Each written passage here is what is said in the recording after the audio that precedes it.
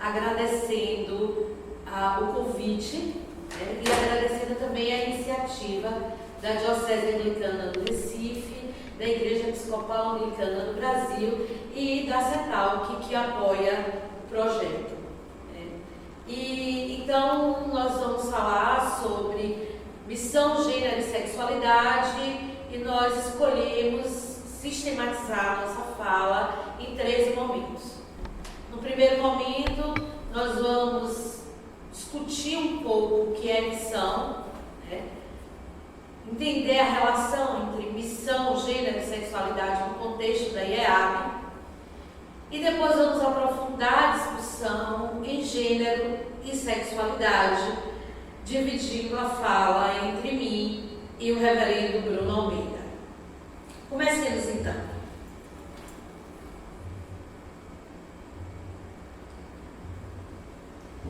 Sobre missão. O que é missão? Nós vamos recorrer ao conceito mínimo, básico, que a gente pode encontrar em qualquer lugar do que é missão, e que pode ser aplicado no contexto da igreja, mas também pode ser aplicado em qualquer outro contexto. Então, missão é um encargo, uma incumbência, um propósito. É uma função específica que se confere a alguém para fazer algo. É um compromisso, um dever, uma obrigação de executar. Missão é um conjunto de pessoas que recebem um encargo a cumprir. Missão diplomática, missão científica, missão empresarial, missão cultural ou qualquer outra missão. Mas, para nós, enquanto pessoas cristãs, e aí de modo bem amplo e genérico, né? O que é a missão? Para nós cristãs e cristãos, missão é viver o Evangelho. E aí eu abro um parêntese para dizer que há uma diferença entre pregar o Evangelho e viver o Evangelho no nosso contexto.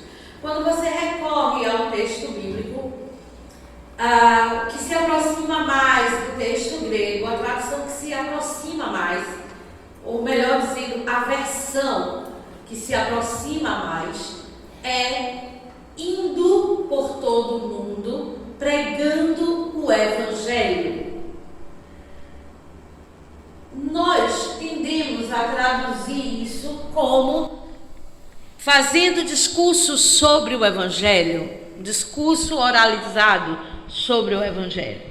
Mas na prática a ideia é de viver o Evangelho, dar testemunho desse Evangelho com a sua vida. Isso é pregar o Evangelho a toda criatura.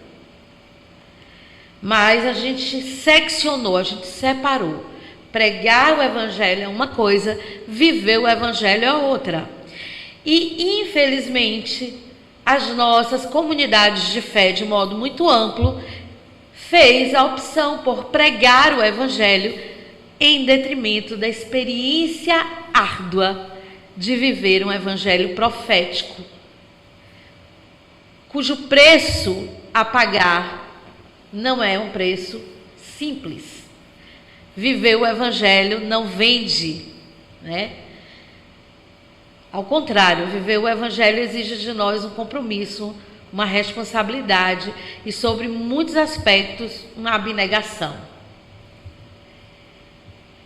Mas como é que nós, da Igreja Episcopal Anglicana do Brasil, como é que nós, da Diocese Anglicana do Recife, escolhemos viver a missão do Evangelho em nossa comunidade?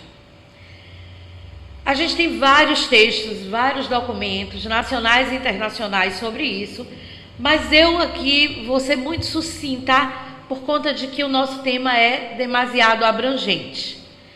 Então eu trouxe as 5 marcas da missão, para que a gente entenda como é que nós escolhemos viver a nossa missão. Na missão, todo o povo de Deus vive as boas novas do reino de Deus. Quando? Testemunha para todo o povo o amor de Cristo que reconcilia, salva e perdoa. Constrói comunidades de fé que acolhe, celebra e transforma. É solidário com os pobres e necessitados. Desafia a injustiça, a opressão e a violência. Protege, preserva e renova a vida em nosso planeta. Então, diante de uma recomendação geral, a IEAB aproximou a nossa realidade enquanto igreja das marcas da missão, das orientações de marcas da missão de uma forma mais ampla. E essas marcas estão em todos os nossos documentos oficiais hoje. Então, a marca da missão da nossa igreja é em si mesmo uma profissão de fé. O que é que nós cremos e o que é que nós defendemos em nome da nossa fé. Então, o que é que gênero e sexualidade tem a ver com a missão da IEAB? Ora, quando eu sou convocada a dar testemunho para todo o povo do amor de Cristo que reconcilia, salva e perdoa, eu tenho que pensar que as condições de violência nas quais as pessoas, e de modo especial aqui as mulheres e a população LGBTI no Brasil se encontra, faz parte da minha missão enquanto igreja. Eu tenho que entender que um evangelho que se propõe a construir comunidades de fé, que acolhe, celebra e transforma, me diz que a missão da minha igreja está aberta para acolher essa comunidade. Sobre o modo como acolhemos, nós vamos falar depois. Mas é nossa missão acolher. O que significa acolher mulheres e pessoas LGBTI em nossa comunidade em situações de violência é uma outra pauta. Todavia, é nossa missão construir comunidades. Isso significa o quê? Na prática, que precisamos educar o nosso povo para uma ação de acolhimento. E aí eu digo sempre que a gente quer viver o evangelho, a gente quer dar testemunho do evangelho e a gente não está interessado em fazer um proselitismo. A gente está interessado em mostrar para essas pessoas que no reino de Deus tem lugar para elas. E por isso nós não somos muitos. Há um preço a ser pago. Se você quer uma igreja com 1.500 pessoas e salvar a alma dessas pessoas do inferno, você pode encher a igreja com 1.500 pessoas. Mas se você quer propor um acolhimento honesto, se você quer propor graça e misericórdia, o seu discurso vai na contramão do mercado. Então, nós precisamos ser solidários com os pobres e necessitados, e aí pobres e necessitados não é apenas pobre e necessitado de comida, né? Eu sempre lembro de Legião Urbana, a gente não quer só comida, a gente quer bebida, diversão e arte, e a gente não quer só comida, a gente quer perdão, graça e misericórdia, né? Então, essa fome é fome de afeto, é fome de acolhida, é fome de irmandade, de fraternidade, é fome de um modo de viver, de ser, que abre mão da violência física, simbólica e psicológica. E isso não é fácil, porque nós, enquanto pessoas dentro de uma sociedade patriarcal, androcêntrica, eurocêntrica, capitalista, que estamos ligados a uma relação de posse e poder, fazer isso exige de nós, e eu não estou falando das pessoas que chegam necessitadas, não, os necessitados muitas vezes somos nós, dessa misericórdia e dessa graça, porque nós somos seres dessa sociedade e isso exige de nós uma conversão diária. Então essas marcas da missão lembram para a gente a necessidade que temos de nos convertermos diariamente. Isso me lembra o decálogo, né? Eu tinha um professor de teologia que dizia que o decálogo estava ali com 10 premissas só para mostrar o quanto a gente era dependente da misericórdia de Deus, porque não tinha um só dia no ano que a gente vivesse sem quebrar pelo menos a metade do decálogo, né? Então as marcas da missão estão na missão da nossa igreja para mostrar o que devemos fazer com o outro, mas também o rumo da nossa conversão diária. Desafia a justiça, a opressão e a violência. A gente vai ver daqui a pouco como essa missão impacta a nossa comunidade de fé. Como isso coloca em risco a nossa vida. Como isso exige um preço profético a ser pago. Protege, preserva e renova a vida em nosso planeta. Outro problema, quando a gente diz assim, protege, preserva e renova a vida em nosso planeta, eu já ouvi várias vezes as pessoas dizerem, esse é o tópico do meio ambiente. E eu disse, realmente é o tópico do meio ambiente. A gente acabou de ver ontem uma segunda tragédia. A gente acabou de ver ontem a segunda tragédia com impactos ambientais de proporções alarmantes em Minas Gerais. Há pouco tempo de Mariana. Mas os seres humanos também fazem parte do meio ambiente, viu?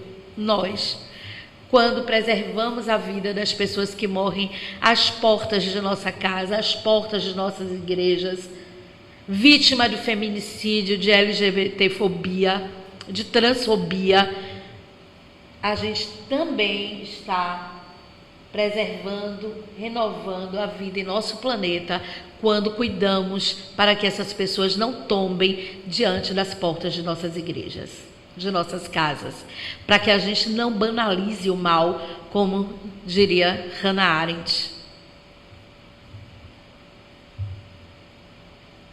Então, as marcas da missão têm a ver com a nossa discussão sobre gênero e sexualidade. Mas todas as vezes que nós falamos sobre isso, e eu quero dizer que a nossa igreja vem falando sobre isso há mais de uma década. Há mais de uma década a nossa igreja vem discutindo. E aí, às vezes, as pessoas dizem, mas por que a gente vai falar sobre isso de novo? Mas antes de responder por que a gente vai falar sobre isso de novo, e de novo, e de novo, nós vamos dizer dos frutos que colhemos dessa nossa caminhada até aqui. Porque todo processo de educação é um processo de transformação. Mas ninguém muda comportamento do dia para a noite. Eu digo para os meus estudantes que a lei é remédio. A lei é remédio.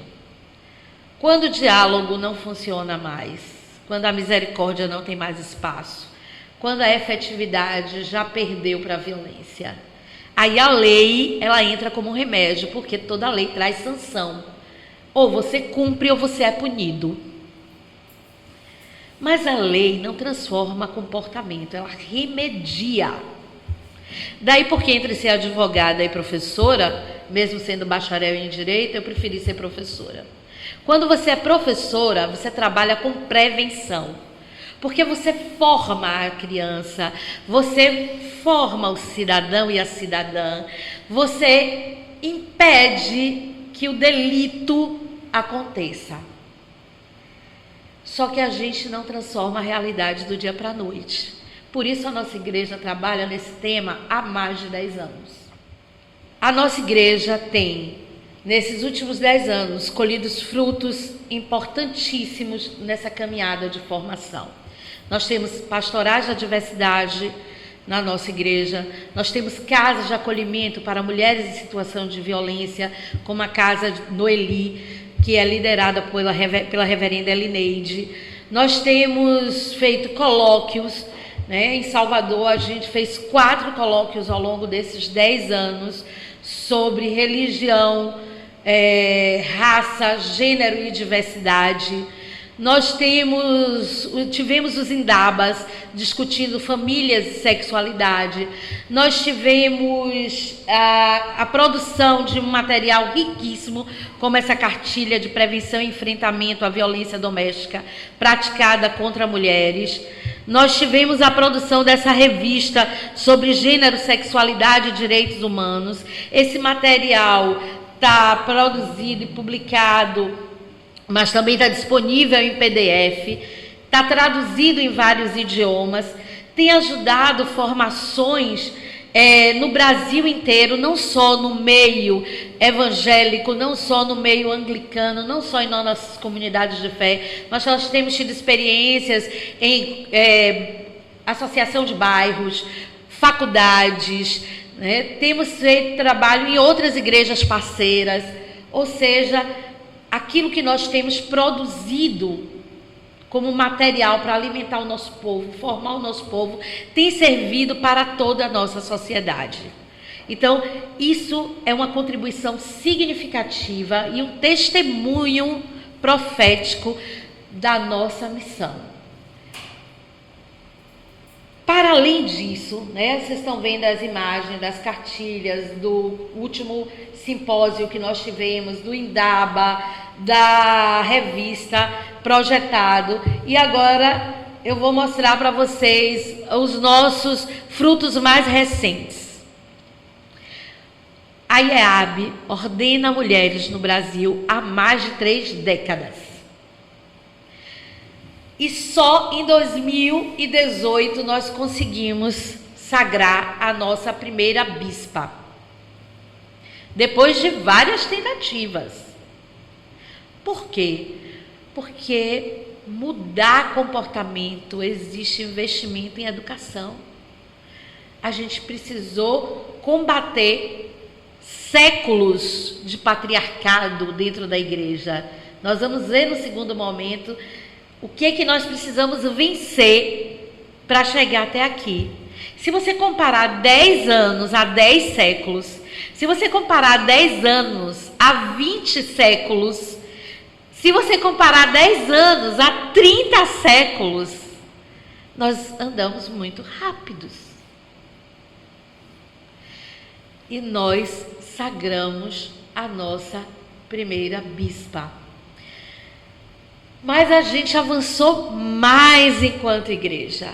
A gente votou no Sínodo de 2018 o casamento igualitário e a votação foi expressivamente positiva. Isso demonstra que, apesar das dificuldades que ainda temos hoje, temos muitas, nós avançamos. Nós colhemos frutos do nosso processo. E eu estou dizendo isso para dizer a vocês que educar vale a pena. E dizer que educar vale a pena hoje é um ato político. É dizer que armar a população não vale a pena. Que o problema de segurança pública não vai se resolver com uma arma na mão das pessoas. É dizer que as relações de gênero precisam ser pautadas por uma relação de equidade. E isso passa pelo processo de formação de nossas crianças, de nossos adolescentes, de nossos jovens, de nossas comunidades de fé, de nossos filhos e filhas, de nossos estudantes. E isso é um ato político. É um ato de fé, mas é um ato político. Aí tem 2 imagens, que é a imagem da reverenda Marinês Bassot, da reverenda agora bispa reverenda Marinês Bassotto, e a outra imagem é do momento exato da votação pelo casamento igualitário no Sínodo de 2018. Mas por quê? já que nós alcançamos esses frutos, já que aparentemente as coisas estão caminhando bem na nossa comunidade, porque nós insistimos em dialogar sobre esse assunto? Primeiro, que estar caminhando bem não significa que as questões estão resolvidas. Não significa que banimos o patriarcado, o preconceito, né, das nossas comunidades de fé, nem das nossas famílias, nem das nossas vidas. Volta e meia nós nos pegamos e aí a gente fala, poxa, essa fala foi horrível, extremamente preconceituosa. Mas quando você é capaz de identificar a sua fala como sendo uma fala preconceituosa, uma fala horrível, e você mesmo se corrige, é porque você já ganhou a noção de que o preconceito que é naturalizado, institucionalizado, é uma construção cultural que precisa ser desconstruída. E a gente começa a desconstruir dentro da gente, em nossas relações cotidianas, né? Então, para além disso, a gente traz alguns dados, né? E os dados estão expostos ali. Eu vou me aproximar um pouco da tela para a gente falar sobre o cronômetro da violência contra as mulheres no Brasil. Um estupro a cada 11 minutos. Uma mulher assassinada a cada 2 horas. 503 mulheres vítimas de agressões a cada hora. 5 espancamentos a cada 2 minutos. E da onde saem esses dados? Esses dados saem, basicamente, dos BOs que são feitos, e muitas vezes não é feito os boletins de ocorrência na delegacia, mas as mulheres dão entrada no Sistema Único de Saúde, e aí o médico e a equipe de saúde é obrigada a registrar. E então isso torna os dados que alimentam o relatório anual de violência no Brasil. Eu quero dizer para vocês que esses dados alarmantes são ainda piores quando você intersecciona as questões de gênero, as questões de raça e as questões de classe. Traduzindo, mulheres pretas periféricas compõem um número expressivo, um contingente expressivo desses números que a gente tem acesso. Dados no Brasil da violência praticada contra a população LGBT. Esse dado, Bruno vai trabalhar os dados mais específicos. Eu trouxe os dados da transfobia, mas Bruno vai trabalhar de modo mais específico os dados da população LGBT de um modo mais amplo. Então, a expectativa do brasileiro normal hoje, 73 anos. Da população LGBT, 36 anos.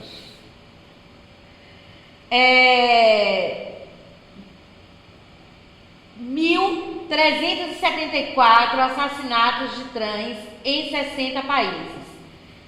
Desses, 539 no Brasil. Ou seja, o Brasil responde por 40% de assassinatos de transexuais do mundo. A cada 28 horas, um LGBT é morto no Brasil. Deixa eu dizer para vocês. Os dados de violência praticados contra a população LGBTI no Brasil são dados ainda difíceis de serem tratados. A gente tem como uma fonte principal o relatório do Grupo Gay da Bahia. O GGB faz anualmente um relatório de violência praticada contra a população LGBTI no Brasil. Só que muitos processos não saem da fase de inquérito. Você vai, faz a denúncia e ele não prospera. Ele não vira um processo, né? Ele é encerrado ainda no inquérito. Ninguém vai ali. O que é o inquérito?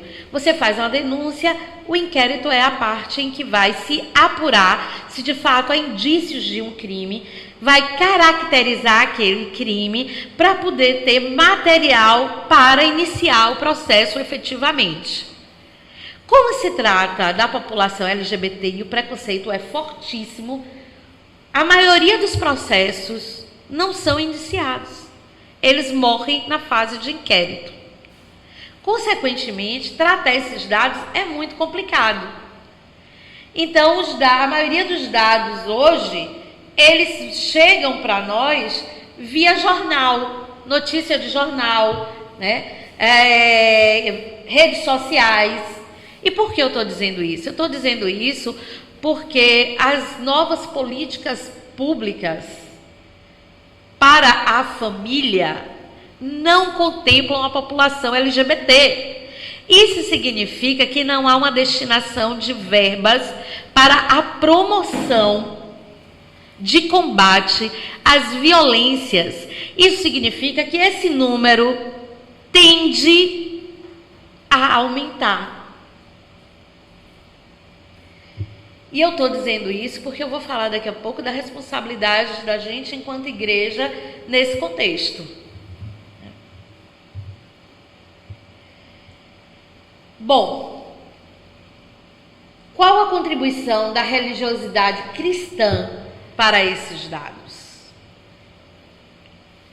E aí, veja, eu estou fazendo uma distinção entre evangelho e religiosidade. Quando a gente fala de discurso, o discurso é muito mais do que a oralidade e a escrita. A forma como você se veste, a forma como você se comporta, a forma como você existe dentro de uma comunidade, dentro de um espaço, as opções que você faz no dia a dia é um discurso. Mas quando você torna isso um legado histórico e cultural, deixa de ser o seu discurso para ser o discurso da sua comunidade de fé. Mas tem um agravante. Você tira o seu discurso e o discurso da sua comunidade de fé da sua boca, das suas costas, quer dizer, da sua responsabilidade, e bota na boca do sagrado. A gente diz que é uma fórmula literária, e disse Deus. E aí você diz o que quiser, e disse Deus. Sacralizar a violência em nome de Deus é contar que nós, como cristãs e cristãos, não vamos exercer a nossa perspectiva profética. Com medo de perder membros na nossa paróquia, com medo de perder o nosso salário, com medo de perder o financiamento para as nossas ações. E aí nós perdemos a perspectiva profética do nosso evangelho. Perdemos o nosso compromisso com a justiça. O reverendo Martin Luther King Jr. diz que se você não tem uma causa para viver, ou uma causa pela qual morrer, você não está pronto para viver. É preciso ter um compromisso com uma causa para que justifique os nossos dias aqui, já que eles são tão efêmeros. O discurso religioso, tanto os mais elaborados quanto os corriqueiros, tem contribuído para silenciar, invisibilizar e legitimar as inúmeras formas de violência praticada contra mulheres e população LGBT. Ora, a nossa caminhada enquanto cristãos e cristãs é alimentada basicamente por dois movimentos: leitura e interpretação do texto bíblico, relacionada às nossas pastorais, e o exercício hermenêutico e teológico da tradição da igreja. E nós nos damos mal nas duas vertentes. nossa pastoral é ruim e a tradição teológica da qual somos herdeiras e herdeiros, quando não silenciou, corroborou com a submissão, a subserviência, com o lugar menor da mulher no contexto cristão. E voltando à perspectiva do discurso, a gente pode olhar o texto bíblico e brincar um pouco. Eu estou passando o olho assim, displicentemente. E nós vamos ver que muitas mulheres sequer tiveram seu nome citado.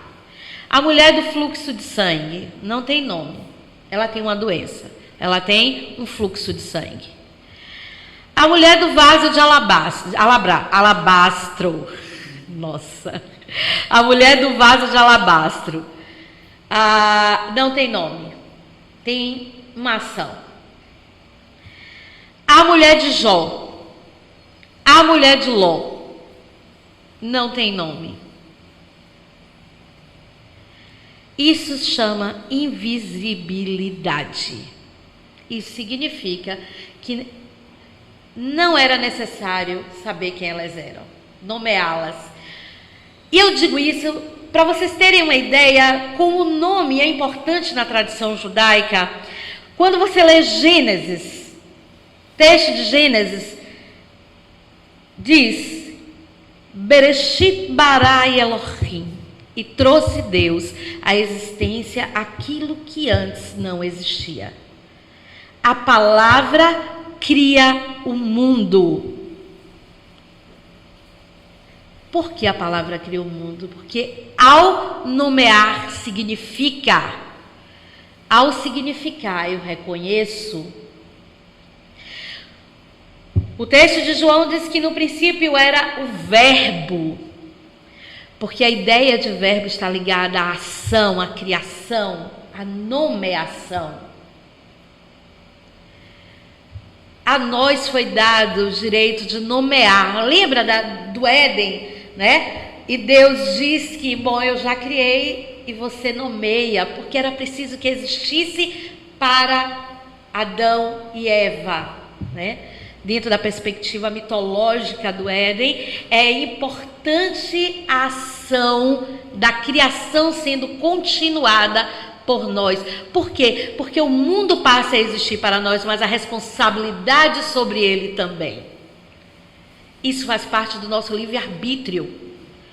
Nomear implica em existir para nós e nós para o mundo. Isso implica uma relação de responsabilidade e nisso está contido o nosso livre-arbítrio. Então, veja como nomear é algo importante. Essas mulheres sequer tinham o seu nome citado. Essa foi uma escolha do autor que escreveu o texto. E vamos lembrar que a maioria desse texto é escrito por homens. Reverenda, você está dizendo que é mentira? Não. Eu estou dizendo que é uma dada realidade, mas que não é a única realidade, graças a Deus. Então, depois nós temos fala sobre mulheres. Lembram da mulher de Ló que virou estátua de sal? Lembram? Vocês lembram por que ela vira estátua de sal? Porque ela olha para trás. Eu teria virado estátua de pedra. Porque eu não seria eu sem os meus pertencimentos. Eu não seria eu sem meus filhos, sem meus pais, sem meus avós, sem os meus antepassados. Então, sair dali sem os meus seria sair sozinha, e ninguém vive só. Mas o discurso sobre a mulher de Ló não é o discurso da mulher de Ló. Talvez ela tivesse outra história para nos contar, mas ela não foi ouvida e a tradição nos legou a estátua de sal. O silêncio petrificado na estátua de sal. E às vezes eu tenho vontade, e eu digo para os meus alunos, ao menos ela salgou. Tem gente que segue e não serve para mais nada a não ser para ser lançado fora e pisada pelas pessoas. Outra mulher silenciada, Dalila. Dalila foi uma mulher não só silenciada, como marginalizada. Gente, é um exercício de leitura do texto bíblico simples. Você não precisa recorrer à sua imaginação no caso de Dalila. Leia o texto de Reis. E em vez de olhar com os olhos de Sansão, olhe com os olhos de Dalila. E depois me responda se você teria só cortado os cabelos dele. Olha, Dalila foi uma guerreira do seu povo. Sansão aprontou o que ele quis e o que ele bem entendeu com a mulher anterior dele. Sansão aprontou o que ele quis e o que bem entendeu com o povoado, com as tias de Dalila, com a mãe de Dalila, com os filhos, com as crianças. Ele tocou fogo no arrozal, ele tirou o que comer, ele matou, ele roubou, ele destruiu. E aquele que vem, senão para matar, roubar e destruir, é o inimigo. E Sansão precisava ser vencido, e ele não seria vencido por uma tropa. Ele só poderia ser vencido por uma mulher.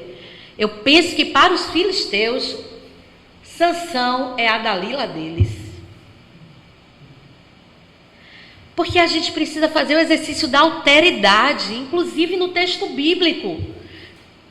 Coloque-se no lugar do marginalizado. Coloque-se no lugar da mulher silenciada. E exercite a misericórdia. E por que eu estou dizendo isso? Porque a Bíblia é cheia de discurso. E você se apropria do discurso bíblico para legitimar sua violência.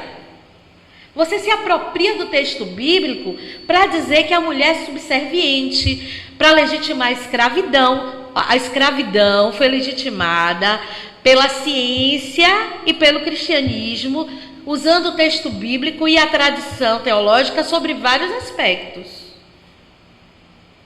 E hoje a gente não aceita a escravidão. Tem alguém que aceita a escravidão de boa, faça discurso assim, tranquilo, sobre escravidão no século 21?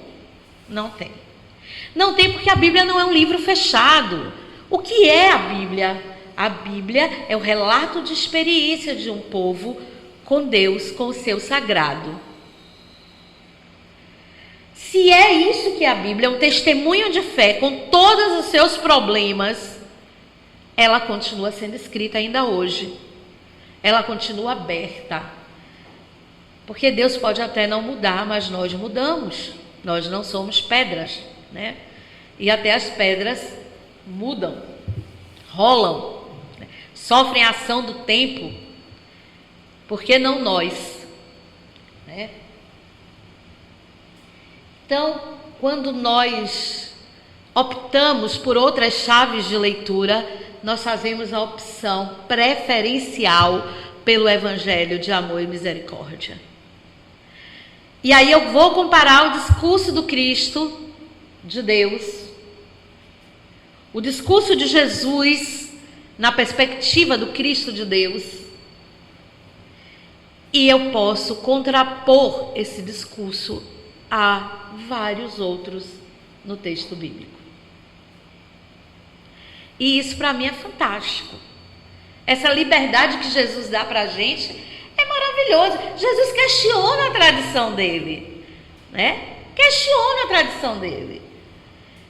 As pessoas perguntam onde é que eu vou adorar, aqui ou em Jerusalém. Ele diz de bobagem, menino. O que importa é o seu coração, aonde você estiver. Se você estiver contemplando, adorando, tá ótimo, né? Jesus vai encontrar a outra mulher sem nome, que é a Sírio-Fenícia, né? E aí ele vai confrontá-la com a tradição e ela diz para ele, em outras palavras, olha, não é isso que você tem dito. A misericórdia, o amor não é maior do que a lei? E ele diz, é. Olha que liberdade que Jesus dá para a gente. Jesus está ensinando o que para a gente? Ele está ensinando que naquele momento em que você se pega, se flagra, sendo preconceituoso, ainda ali você pode dar um passo atrás e contrariar os seus costumes. É preciso transgredir, é preciso contrariar os costumes, é preciso ter coragem de fazer esse enfrentamento. Ou você acha que a cruz estava no caminho de Jesus porque Deus plantou a cruz no caminho de Jesus? Tinha que ser um Deus sádico. E eu não acredito num Deus sádico. Eu acho que a cruz é consequência das opções que Jesus fez por nós e a opção que ele fez por nós. O amor por nós levou à cruz. E é esse o medo que a gente tem, né? Porque a vida é algo extremamente precioso. E a gente treme. E eu acho que Jesus também tremeu diante da cruz. Acho que ele não foi para a cruz de boa, né? Eu acho que ele temeu e tremeu a cruz. Pai, se possível, passe de mim esse cálice. Todo dia eu falo para Jesus, se possível, passe de mim esse cálice, né? Mas há cálices que é preciso beber, né? Eu acho que é Chico e Gil, né, que escreve Cálice, né? É preciso beber essa bebida amarga, que não é Fermer.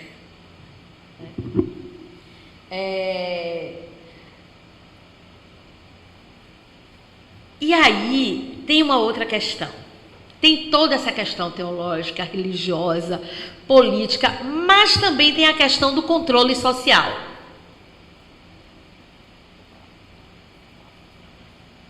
Tem um texto do Michel Foucault chamado Vigiar e Punir, que eu acho que talvez seja o texto que traduz muito bem essas relações. Lidar com sexualidade humana, lidar com questões de gênero, não é fácil, porque nós estamos acostumados a trabalhar com categorias que foram criadas e nós achamos que o mundo inteiro é formado por caixinhas. Caixinha do homem, caixinha da mulher. Se você é gay, você tem que dizer que tipo de gay você é. Se você se relaciona com a mulher hoje, amanhã você tem que continuar se relacionando dessa forma. E a sexualidade humana, desde que mundo é mundo, não cabe na caixinha. Mas não cabe mesmo. Se você estuda um pouquinho só outras civilizações, os mitos fundantes, é só dar uma olhada nos mitos antropológicos, gregos, nórdicos, orientais de modo geral, africanos, que você vai ver que a sexualidade é experienciada de 1001 forma. Mas tirar isso da caixinha significa perder o controle. E a gente não suporta perder o controle sobre a vida das pessoas. Como a gente tem um sistema que precisa adestrar, como a gente precisa fazer catequese das pessoas, a gente fica em pânico quando a gente sabe que fulaninha, cicrana, beltrana, não se encaixa nos nossos padrões. É um homem trans gay. Pronto. Acabou. E agora como é que o homem trans gay vai viver na igreja da gente? Isso é pastoral. É só para a gente saber que a gente não está acostumado com isso. Que a gente precisa se revisitar, que a gente precisa pensar as nossas pastorais de acolhimento. E essas pessoas não é só um acolhimento afetivo e espiritual, é material também. A gente precisa entender como funcionam as políticas públicas, como é que a gente pode assessorar essa comunidade. Isso é papel da igreja, não é papel do advogado não, que ele não tem dinheiro para pagar advogado. É papel do pároco, da reverenda, do reverendo, auxiliá-lo nessa caminhada. E pagar o preço de dizer aquela é a igreja dos gays, e daí? Outro dia a menina me disse assim, a sua igreja é aquela que aceita gay, né? Eu falei, mas aceita você também, não tem problema nenhum. tem problema nenhum. Igreja é igreja, tem que aceitar todo mundo. Mas ela se sentia mais especial, então era uma observação, tipo assim, é uma igreja a menor. A gente vai ouvir isso sempre. Meu ouvido já escutei isso como um elogio, então... Mas de que modo nós combatemos essas atitudes? De que forma nós nos preparamos para lidar com isso? E aí eu volto a dizer, eu fico muito feliz de ter esse material aqui. Fico muito feliz que a gente tem feito discussões com as nossas lideranças. Mas eu acho que é o momento da gente fazer uma partilha também da nossa pastoral. Como essas pessoas chegam na nossa paróquia? Como elas são acolhidas? Quais são as experiências que nós temos para trocarmos, com mulheres em situação de violência? E quando a mulher que está em situação de violência é a mulher do pastor? Ele foi domingo, rezou, mas segunda-feira deu porrada nela. Como é que, enquanto membro dessa paróquia, eu vou denunciar esse camarada? Porque ele tem teoricamente, uma autoridade espiritual sobre mim. Mas ele violenta a companheira dele. E quando a mulher que apanha é a mulher do irmão, que dá o maior dízimo da igreja, e denunciar esse irmão significa perder metade do seu salário enquanto reverendo e reverenda.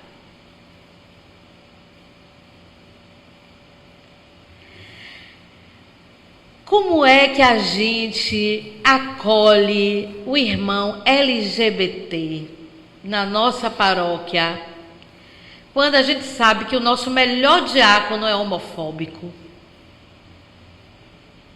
Como é que a gente faz para educar essa igreja, para conviver? Na minha igreja a gente tem 10 anos fazendo isso. E todo dia é um exercício novo. Eu tenho uma caminhada, Bruno também, de pastoral nesse sentido, e a cada dia uma novidade. E quando a travesti não vai visitar a sua igreja, não, é quando ela quer fazer parte, quer ser batizada, quer ir com o namorado dela para a igreja, sentar no banco da igreja, com os outros membros, tudo bonitinho.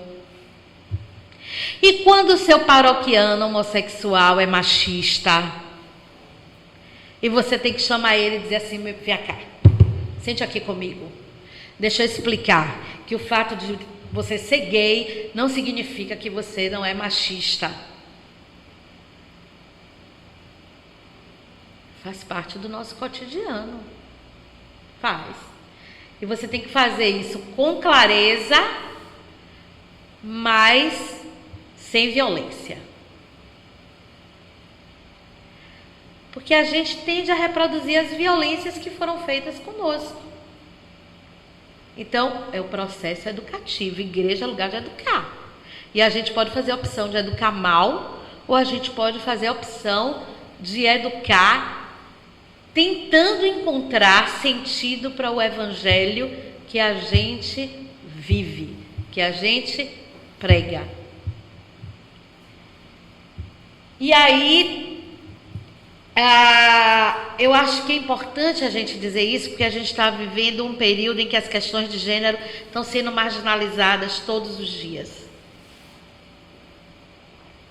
E eu defendo veementemente que a gente precisa falar de gênero na escola, na igreja, no terreiro, no centro espírita, na Umbanda, no trabalho. A gente precisa construir uma rede onde a educação seja o esteio de um novo tempo, onde a gente aposte em relações mais humanas, mais equânimes. Eu digo para os meus alunos que de vez em quando me sai com uma história assim: professora, a mulher tem que ser submissa ao marido, porque o marido precisa amar a mulher que é isso que está escrito, e você não tem dificuldade de se submeter ao amor. Falei, se a gente não tem dificuldade de se submeter ao amor, não tem problema, eu amo meu marido e ele me obedece. Tá bom assim? Não. Então é melhor a gente construir uma relação equânime, onde os dois cedem e os dois caminham. Então, submissão é uma categoria, amor é outra categoria. A gente não pode colocar essas duas coisas como se fossem a mesma. São coisas distintas. Amor é uma coisa, submissão é outra. Você submete o outro com o argumento da autoridade, do poder. Eu pago suas contas e você me obedece. No momento em que essa relação não se suporta mais nessa base, ela tende a degringolar. Século XXI trouxe para as mulheres, século XX já tinha trazido, século XXI ainda mais, uma liberdade econômica, e elas não suportam mais esse tipo de violência. Trouxe uma emancipação política que não é a que nós desejamos ainda, cultural que não é a que nós desejamos ainda, mas isso fez com que muitas mulheres tivessem coragem de sair de casa com 2 filhos a reboque. Antes era impossível.